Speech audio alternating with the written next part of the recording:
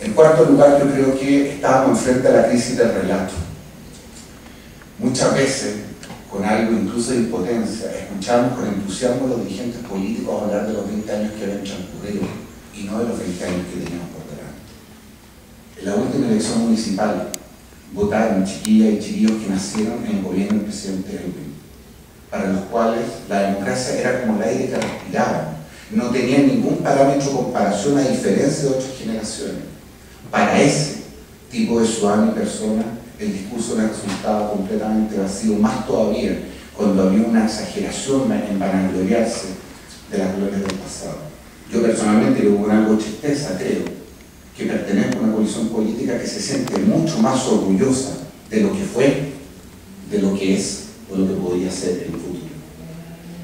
Y en quinto lugar, por último, creo que hay una variable general que tiene que ver con la crisis de la política, con la desconfianza de los ciudadanos, con el hastío respecto a ciertas prácticas, con la desafección en torno a las instituciones. Alguien podría levantar la mano y decirme, sí, Jorge, pero es una cuestión generalizada. Es cierto, pero afecta todavía más a quienes siempre hemos reivindicado la dignidad de esta actividad y consideramos el Estado como un profundo instrumento de transformación social. En esas consideraciones y bajo esas variables que nosotros enfrentamos una campaña, que insisto, podríamos hablar horas y horas de un conjunto de pequeñeces. Mi personal tesis es que esta elección no la podríamos haber ganado con este o con otro candidato.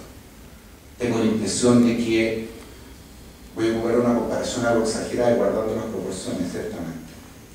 Winston Churchill, un héroe de guerra, probablemente una de las figuras más queridas en Gran Bretaña, 4 veces primer ministro, termina la guerra y enfrenta la primera elección y pierde a mano los laboristas.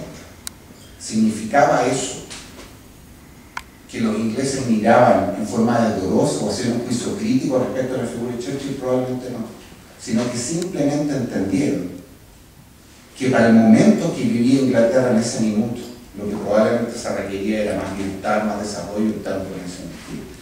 Bueno, Winston Churchill no era Eduardo Frei Vitale, ciertamente, pero valga la comparación perfecta del caso que quiero hacer. 2 palabras para terminar y para dejarme un ejemplo.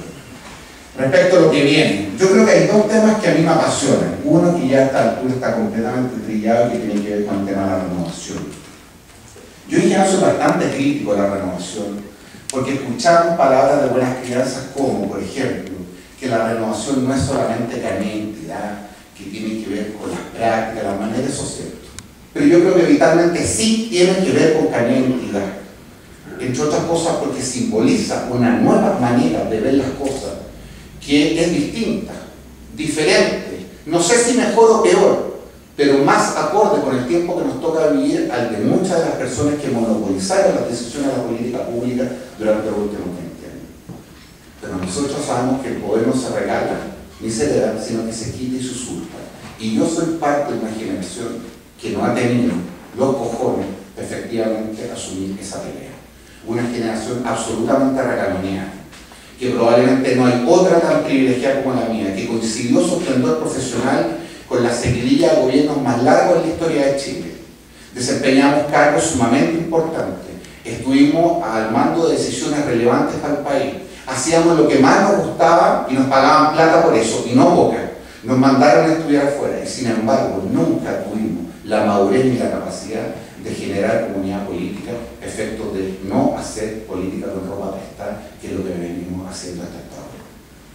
Y yo creo que buena parte de los pecados y la ausencia de la renovación, y que sigamos cruzando esa larga y patética lista de las jóvenes promesas, con 40 y tantos y 50 años algunos, tiene más que ver con nuestro hierro que con la poca generosidad política que hay en las personas que nos anteceden. Que por lo demás la generosidad nunca ha sido una cualidad de la actividad política, que es muy noble en sus fines, pero completamente miserable en su vida cotidiana. Y segundo, respecto al contenido. Ha habido mucha discusión respecto de cómo se refunda la concertación para adelante. Hay temas muy interesantes que tienen que ver con el desarrollo energético, con las nuevas tecnologías, con el tema del medio ambiente, y no quiero menospreciar ninguna de esas prioridades. Sin embargo, yo probablemente he criado en la vieja escuela.